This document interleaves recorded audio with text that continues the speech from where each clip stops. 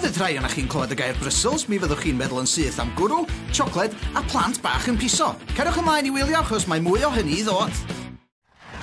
I chi sy'n fans o ffilmau testosteron yn 90au, mi fyddwch chi'n cofio Jean-Claude Camille François Van Rimburg, neu Van Damme. Mi gafodd na gerflun o'r Muscles from Brussels ei ddadorchuddio yn y ddinas 2 flynedd yn ôl, ac mi allwch chi dynnu'ch llun efo fo o flaen canolfan siopa Westland.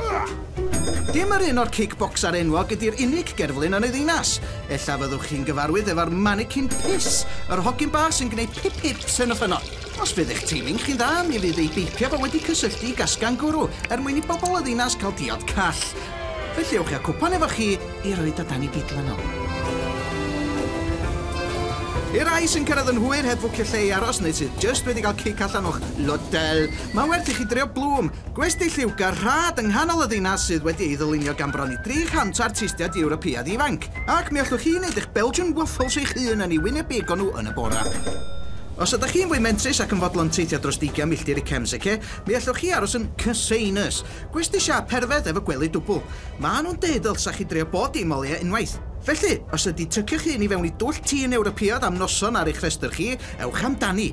Ia, joc gachu. Mae Gwlad Belg yn enwog am greu cartoons fel y Smurfs, Asterix a Tintin, ac yng nghanolfan celf y strip comic ar y Rue de Sable, mi allwch chi weld a clywed mwy am hanes y cymeriadau yma.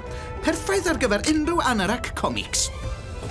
I rei o'na chi sydd ddim yn virgins, cysidwch chi yn o deithau Brussels Beer Tours ar Bnawnia Sadwn a Llun.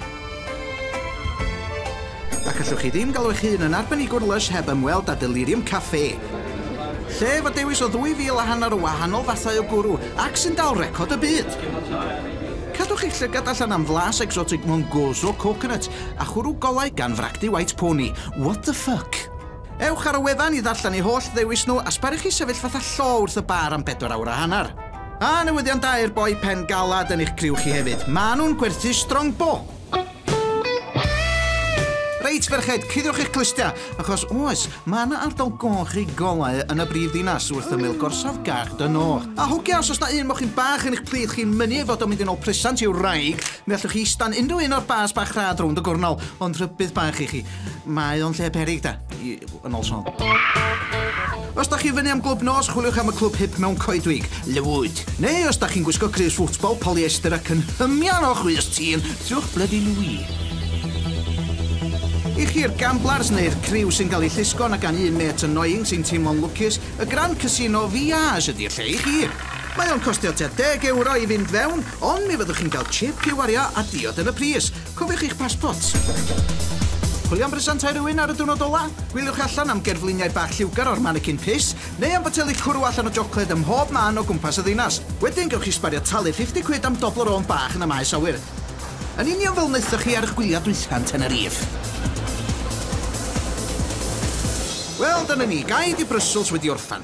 Heb grybwyll y gair sprouts unwaith. Na brwthel chwaith herbyn meddwl. Da iawn.